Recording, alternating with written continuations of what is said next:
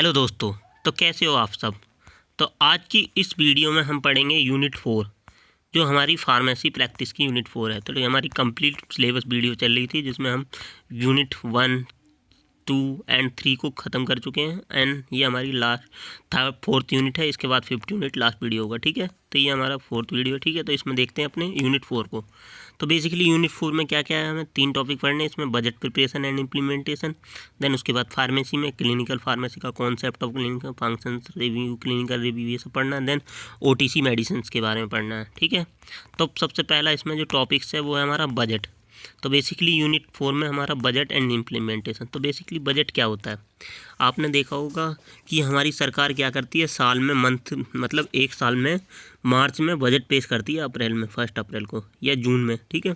तो budget 2 type के budget होते हैं, ठीक है। So an estimation of revenue and expenses over specific future period time.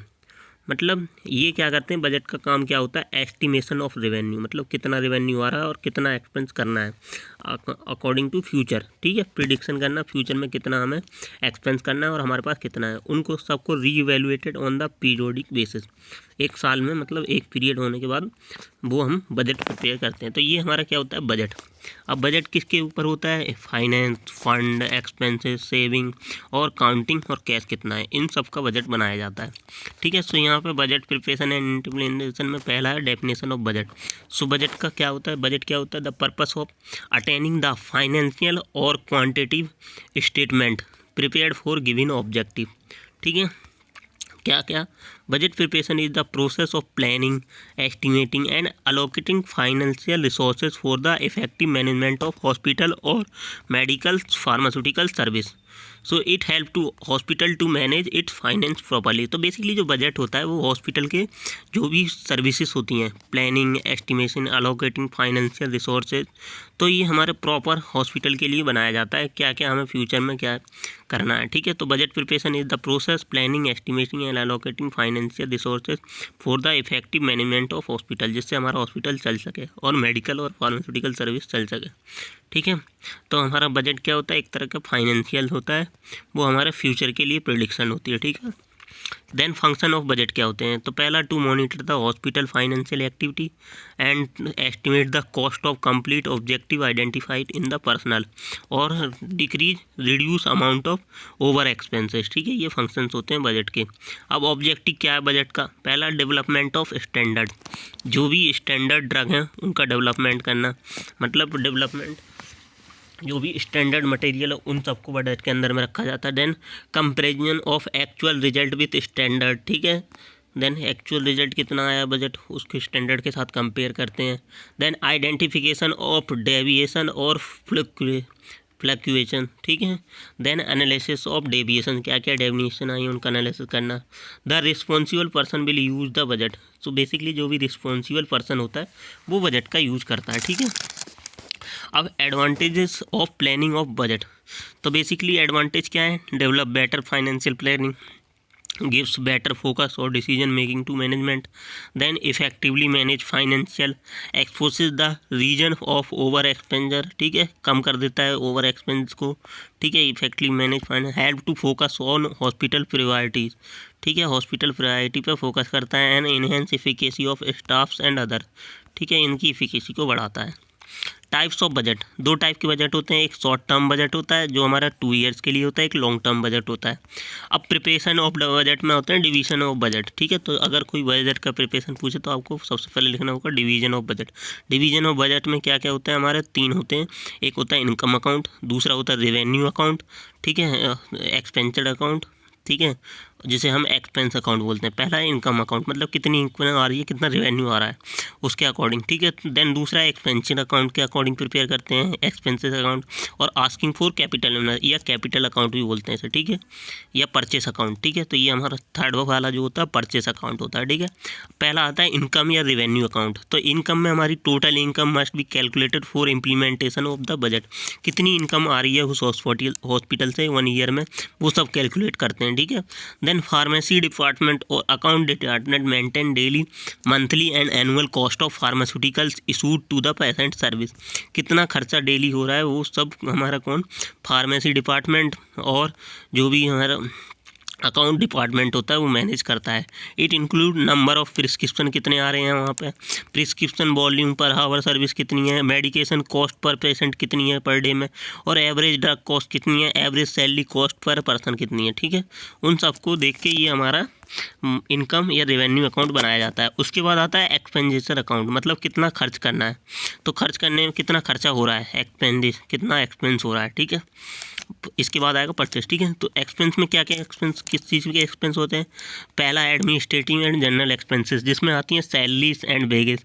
Salaries किसकी, सैलरीज जो भी वहाँ पर फार्मासिस्ट है, जो भी एडमिनिस्ट्रेशन स्टाफ है उनकी। ठीक है, देन उसकी stationery cost, telephone cost, electricity cost, ये सब किस में आती है, एडमिनिस्ट्रेटिव सर्विस में, ये इन पर एक्सपेंस करना होता है। देन उसके बाद आता है प्रोफेशनल केयर ऑफ पेशेंट में, जैसे सप्लाईज एंड एक्सपेंसेस में, ड्रग एंड फार्मास्यूटिकल एक्सपेंसेस में, और परचेस एक्सपेंसेस में। देन उसके बाद है expenses of supplier and material, मतलब मटेरियल के लिए बजट। ठीक है, रॉ मटेरियल बजट, तो इसमें क्या है, raw material the chief pharmacist and financial manager prepare statement requirement amount of rupees for supplies and materials के लिए।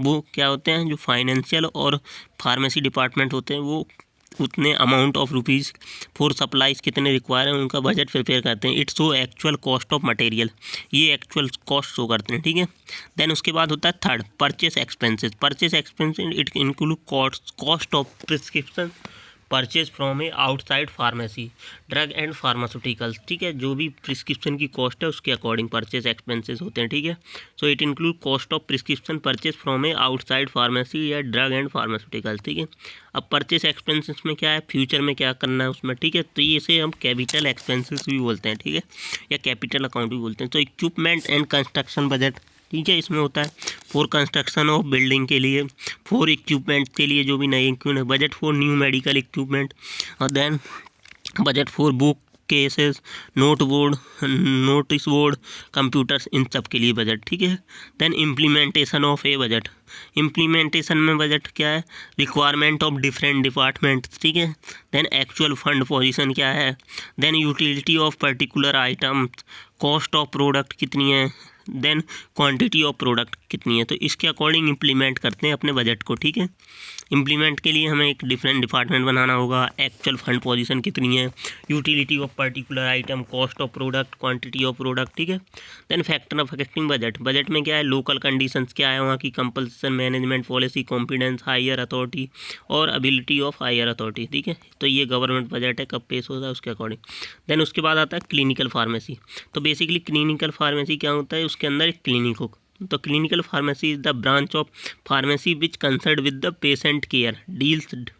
तो ये हमारी हॉस्पिटल्स के अंदर होती है जो क्लिनिकल ट्रायल बेसिस करवाती है। ठीक है, तो clinical pharmacy is the branch of pharmacy which concern with patient care deals not only with dispensing of drug but also advise the patient on the safe and rational use of drug.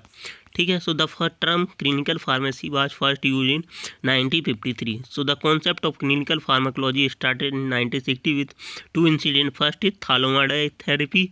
ठीक है, इसकी वजह से हुआ था, जिसमें phocomelia क्या होता है, लिम्ब डिफॉर्म हो गया था, न्यू वो भी इनफॉर्म में। ठीक है, थालोमाइड ट्रेजेडी में क्या हुआ था, use to control nausea and vomiting के लिए यूज की जा रही थी, बट अर्ली स्टेज प्रेगनेंसी में क्या हुआ, इसमें फोकोमेलिया हो गया। जो भी चाइल्ड बर्थ हो रहे थे उनमें क्या होता है, लिम्ब डिफॉर्म हो रहा था। ठीक है, न्यू बॉर्न इन्फेंट्स में।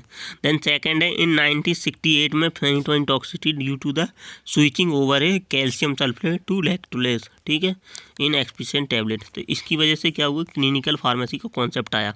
अब concept of clinical pharmacy, the concept of clinical pharmacy involve in the participation of pharmacist in patient care और ऑफ सेवरल स्टेज पर। ठीक है, अब क्लिनिकल फार्मासिस्ट का रोल कहाँ होता है, वार्ड राउंड में, क्लिनिकल रिव्यू में, मॉनिटरिंग ऑफ रिपोर्टिंग एडीआर में, पेशेंट काउंसलिंग में, थेरेप्यूटिक ड्रग मॉनिटरिंग में, मेडिकेशन हिस्ट्री इंटरव्यू में, डिस्पेंसिंग में, क्लिनिकल रिसर्च में, इन सब में हमारा क्या होता है, क्लिनिकल फार्मासिस्ट होता है।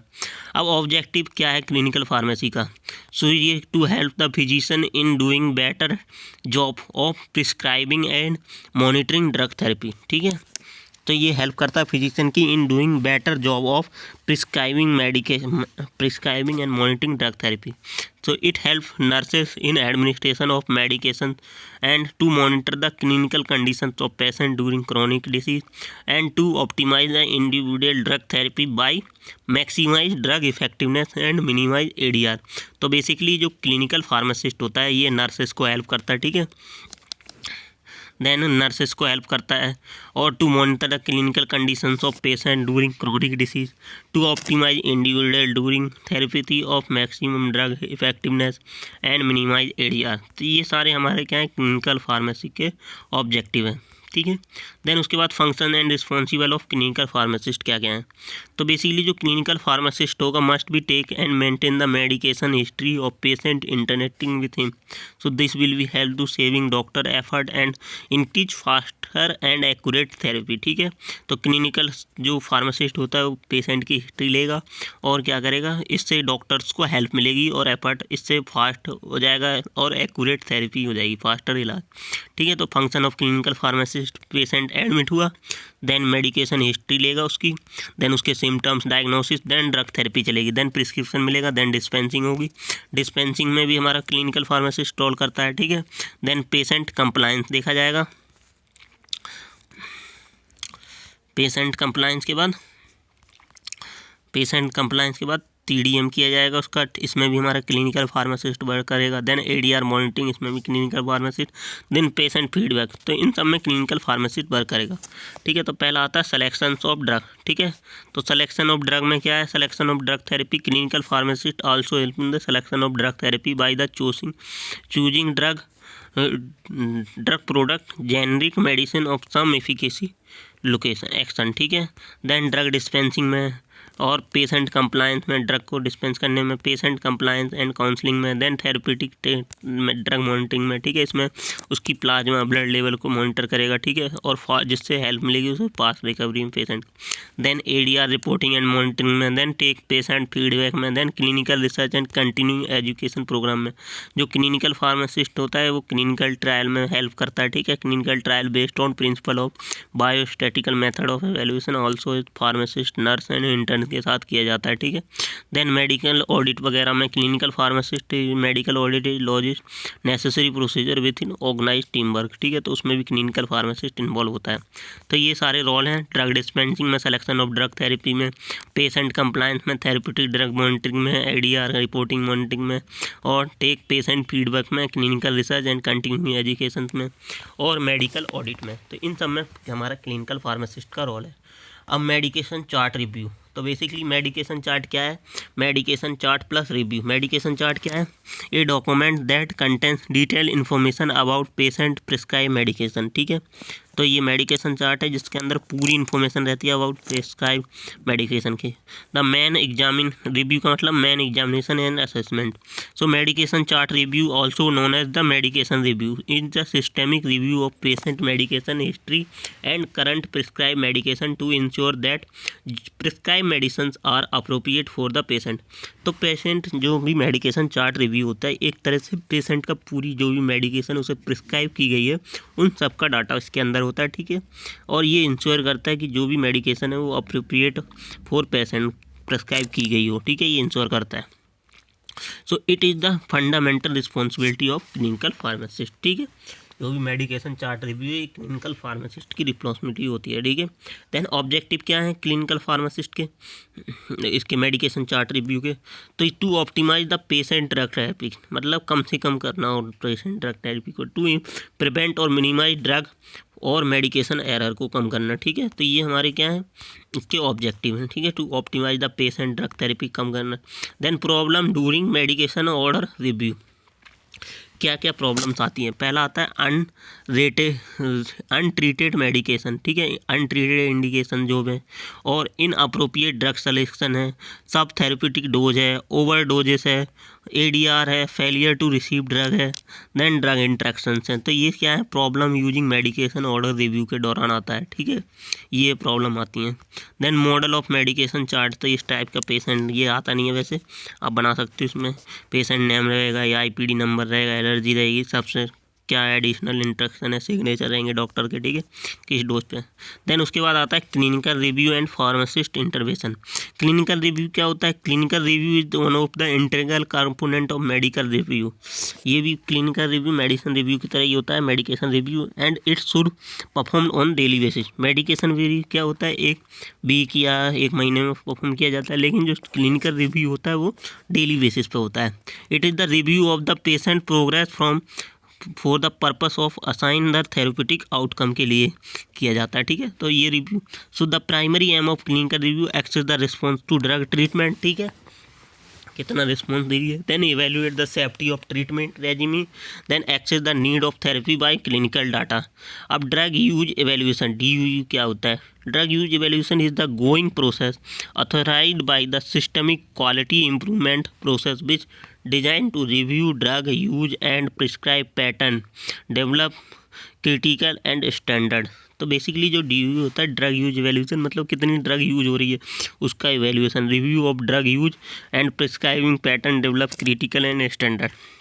अब दो टाइप के ड्रग यूज एवेल्यूएशन होते हैं, पहला quantitative drug use evaluation study, दूसरी क्वालिटेटिव ड्रग यूज स्टडी, ठीक है। उसके बाद आता है फार्मासिस्ट इंटरवेंशन।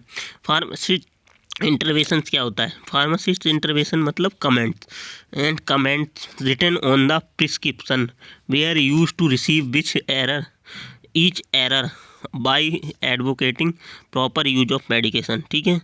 तो ये हमारा जो फार्मासिस्ट इंटरवेंशन है, ये क्या होता है? कमेंट होता है जो रिटन ऑन द प्रिस्क्रिप्शन पर रिटन होता है, ठीक है। Where use to receive each error by the advocating proper use of medication, जिसमें प्रॉपर यूज ऑफ मेडिकेशन लिखा हुआ होता है, ठीक है। तो intervention done by the pharmacist can be active और पासिव और रिएक्टिव, ठीक है। तो discussion are made regarding in patient management during ward round and clinical pharmacist participating on ward round may influence these discussion, ठीक है। So different aspect of pharmacist intervention क्या क्या है? Decreasing health care cost and utilize medication adherence, ठीक है, decrease करना health care cost को और यूटिलाइजेशन करना, देन मेडिकेशन अधेरेंस को कम बढ़ाना, then effective communication and establish patient relationship. अब उसके बाद आता है ward round participation. So ward round participation क्या होता है? A ward round is the visit made by the medical practitioner alone or with a team of healthcare professionals and medical student of hospital। So basically जो ward round participation होता है, मतलब क्या होता है? हॉस्पिटल के अंदर एक वार्ड राउंड होता है, मतलब क्या होता है? डॉक्टर और नर्सेज और फार्मासिस्ट की टीम जाके पेशेंट के पास, उसके पास जाती है, उसके बेड पर, ठीक है, उसकी जो भी फीलिंग्स है वो, मतलब जो भी कमेंट्स हैं वो पूछती है उससे, ठीक है, उसका हालचाल जानती है। तो ये सब वार्ड राउंड के दौरान होता है। और डॉक्टर इंजेक्शन विंजेक्शन, किसी ICU में रहता है क्रिटिकल पेशेंट, तो उसको सिखाता है, ठीक है। अगर कोई स्टूडेंट उनके साथ गया तो वार्ड राउंड पार्टिसिपेशन में वो पार्ट करता है, ठीक है। तो a ward round visit made by a medical practitioner alone or with a team of health care professional and medical student to the hospital in patient and their bed side to review and follow up progress in their health. तो उनका review करता है and follow up progress कितनी हुई है उनकी health में, उनसे इसको जानता है, ठीक है। तो इसमें मेडिकल स्टूडेंट होते हैं हॉस्पिटल के, ठीक है, और उसके बाद मेडिकल प्रैक्टिशनर और डॉक्टर्स, हेड डॉक्टर्स भी होते हैं, ठीक है। तो ऑब्जेक्टिव क्या है वार्ड राउंड पार्टिसिपेशन का? टू डिक्रीज डेथ रेट को कम करना, ठीक है। Then second, improve patient condition. The intensive care unit ICU जो होती है is the first choice of doctor to ward round participation. Fourth है to gain information related to ADR cost availability of drug interaction.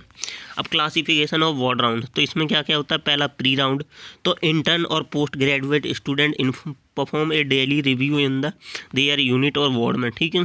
Then उसके बाद registrar and president doctor round, तो इसमें क्या होता है? रजिस्ट्रार और रेजिडेंट इंडिविजुअली और in a team conduct ward round at least once a day at a fixed time.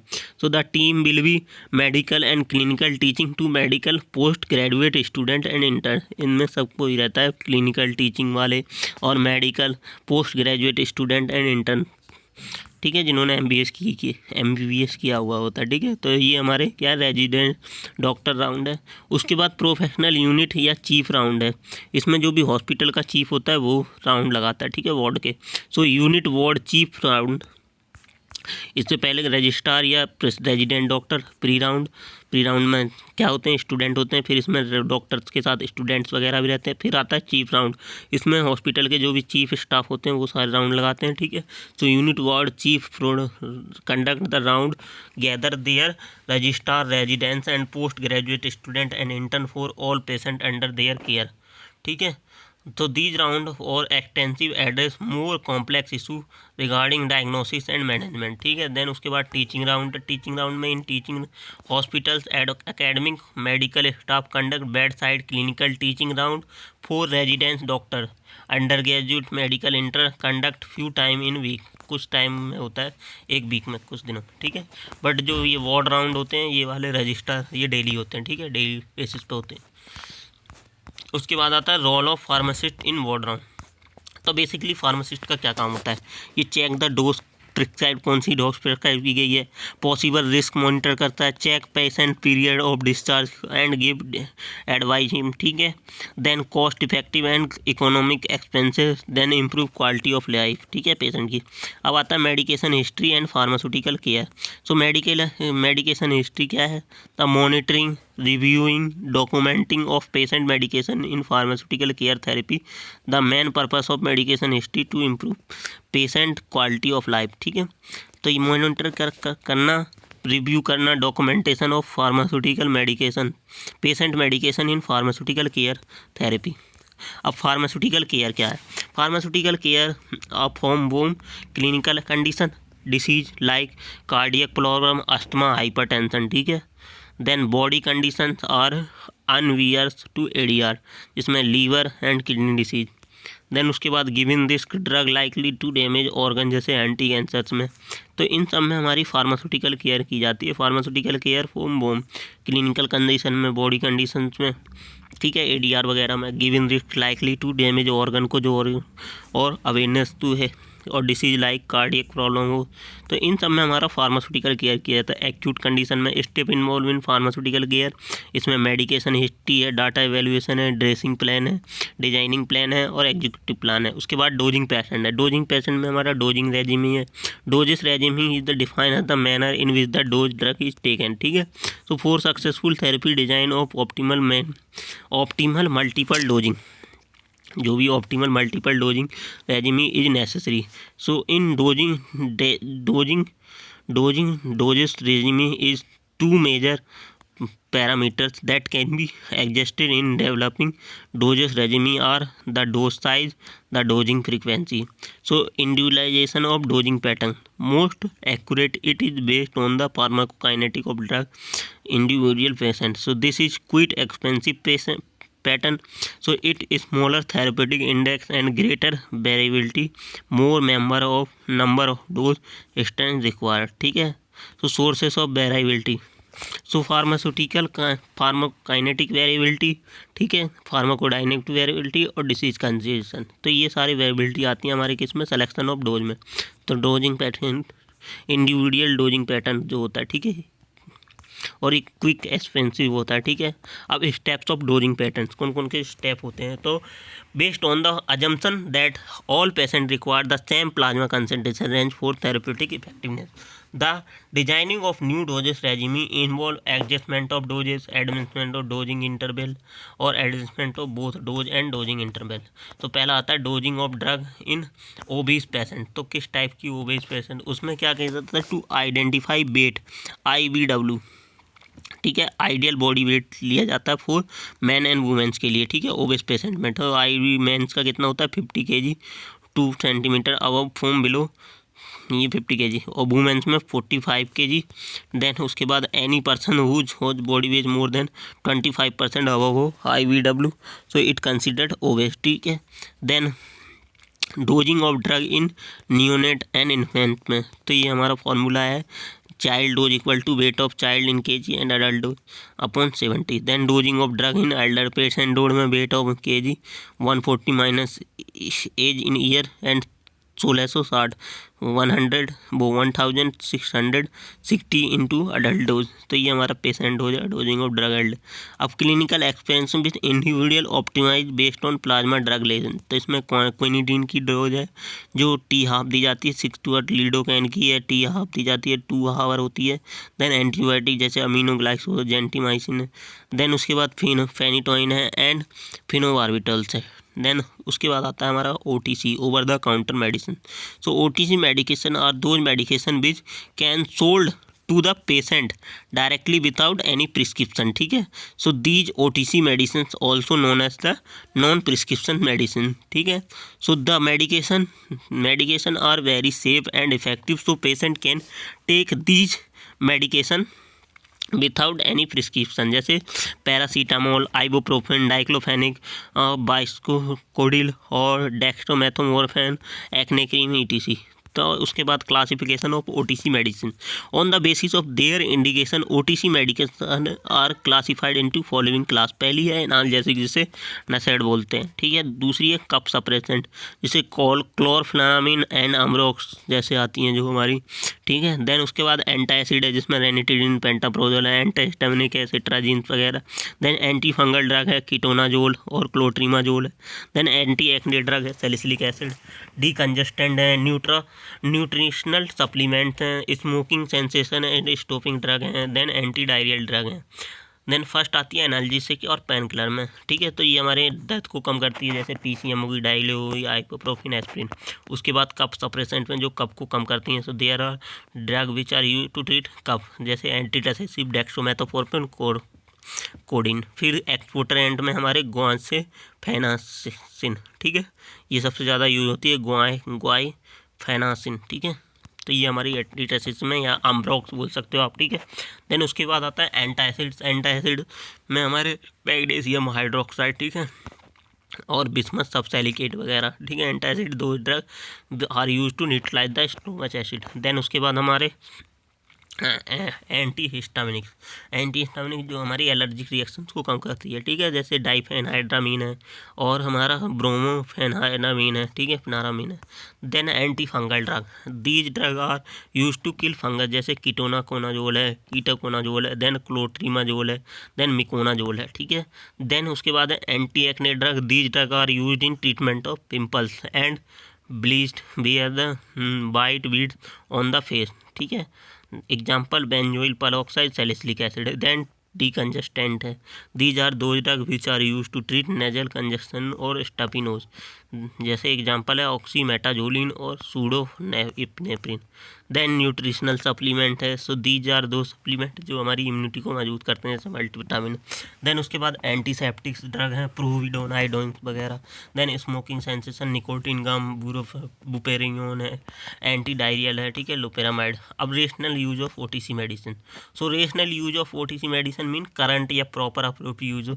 तो रेशनल यूज कितना है इंडिया में? 55% drug are use on the prescription of OTC। ठीक है, so OTC medicine are safe but not risk free, so OTC can change effect of prescription drugs, so OTC drug can move symptoms for other disease. ठीक है, so OTC can lead overdose, so OTC drug can be harmful if misused. So OTC medicine should be used properly by proper decision making. पहला, understand the purpose of medicine, read label carefully, follow dosage instruction, check expiry date and monitor side effect and consult healthcare professional. Do not depend only the OTC medicine. तो ये हमारे OTC का rational use है। ठीक है, तो यहाँ पे हमारी यूनिट 4 खत्म होती है। Thank you.